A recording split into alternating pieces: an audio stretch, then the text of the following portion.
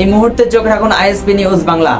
Indian secular front অর্থাৎ ISF এর তরফ থেকে যে একটি প্রতিবাদী মিছিলের আয়োজন করা হয়েছিল শিয়ালদা থেকে শ্যামবাজার পর্যন্ত যে প্রতিবাদী মিছিলের আয়োজন করা হয়েছিল, কলকাতা শহর এবং পাশাপাশি বিভিন্ন জায়গাতে কিন্তু মুষলধারে বৃষ্টি হচ্ছে, তার কারণে কিন্তু এই মিছিল কিন্তু বন্ধ আছে।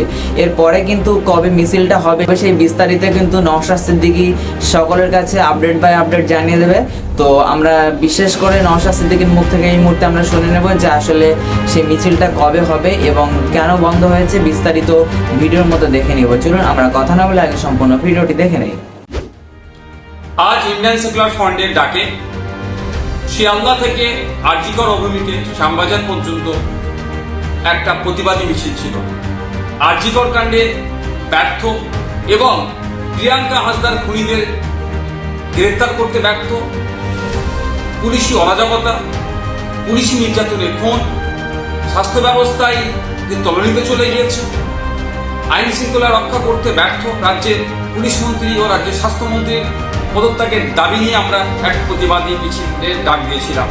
কিন্তু সকাল থেকে যেভাবে মুষলধারে কলকাতা শহর এবং শহরের আশপাশে বিভিন্ন জেলাতে বৃষ্টি হচ্ছে, ফলে যোগাযোগ ব্যবস্থা থেকে শুরু করে ট্রেনের যাতায়াতে সমস্যা হয়ে উঠছে, আমরা রাজ্য কমিটির পক্ষ থেকে আমরা বিবেচনা করলাম এই প্রাকৃতিক দুর্যোগের কারণে আমরা আমাদের এই আজকের শিয়ালদা থেকে আরজিকর অভিমুখে যে প্রতিবাদী মিছিলটা ছিল সেটাকে আমরা স্থগিত করলাম। অতি শীঘ্রই পরবর্তী তারিখ আপনাদের জানিয়ে দেওয়া হবে।